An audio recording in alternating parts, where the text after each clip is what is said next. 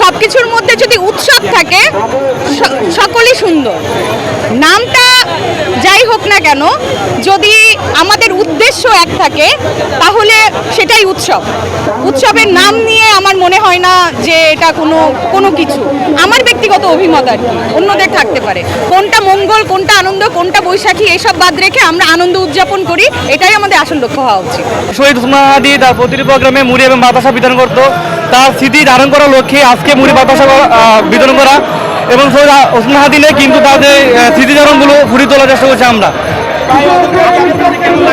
খুবই ভালো লাগছে, কারণ শহরগুলোতে গ্রাম বাংলাদেশ সংস্কৃতি আমরা ফুটিয়ে তোলার চেষ্টা করছি, এটা খুবই ভালো, এটা আমাদের বিগত বছরগুলো দেখা যায়নি। আপনার জেনেটিক কোড সেগুলোকে আপনি যদি ভুলে যান তাহলে তো হবে না। সো ওটাকেই আমরা চেষ্টা করছি যে সর্বপর্যায়ে এটাকে প্রমোট করা। ইনশাল্লাহ আমরা কামিয়াব হব। ইনকিলাব জিন্দাবাদ। ডিব্বা ডাব্বা, সিরা স্যান্ডেল, লোহার রড, হাবিজাবি, বাসায় যত জিনিস অপ্রয়োজনীয় সেগুলো তারা কালেক্ট করতো এবং বাচ্চাদেরকে বিনিময়ে এই কটকটিগুলো দিত।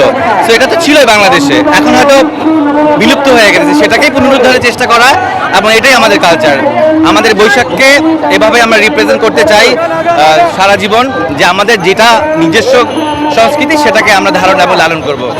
প্রজন্মকে দোষ দিয়ে লাভ নেই, বিকজ আমরা তাদেরকে এগুলো তুলে ধরি নাই।